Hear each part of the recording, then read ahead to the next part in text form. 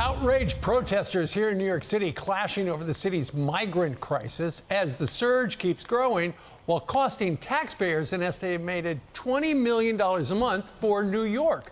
Meanwhile, Sanctuary City Mayor in Los Angeles, Karen Bass, sounding off on Texas Governor Greg Abbott as he sends a 10th bus of migrants to L.A.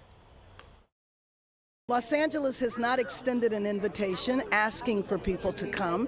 This is a political act. Is it? Texas Lieutenant Governor Dan Patrick joins us right now, and he's shaking his head.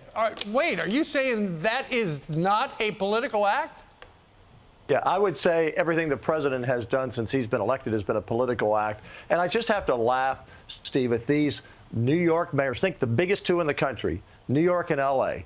And by the way, Houston soon catching up and Dallas-Fort Worth soon catching up. That's right. America will be led by Texas. But these two mayors talk about their issues and their problems. What do they think we deal with in Texas every day since inauguration of Joe Biden? Every day, no matter what happens, thousands and thousands cross our border. And if it weren't for the $4 billion we just put in our new budget, $4 billion, Steve, that's bigger than some states' entire budget, to protect our own border, which, by the way, if you stretched it out, 1,200 miles would go from Atlanta to Maine. Right. That's how much we have to protect because this president is not. We deal with it every day. Crimea River, the mayor of New York and L.A. I thought you were sanctuary cities. I thought you wanted them. Guess not. Yeah, exactly. You know, I was reading on FoxNews.com, Dr. Mark Siegel wrote a piece that appeared about a week ago, Lieutenant Governor, and it talked about the migrant inflow into Texas and all across the country. And the amount of disease that we thought had been eradicated in the United States, now suddenly we're seeing these things pop up, different varieties of significant diseases in suburban areas all around America. You know, Steve, I talked about this many years ago, and I was ridiculed for it. I was probably the first elected official in a high office to call this an invasion many years ago. That's what it is. We will soon have over 10% of the entire population here illegally. And this president is one cold-hearted SOB. I don't curse, that's son of a biscuit.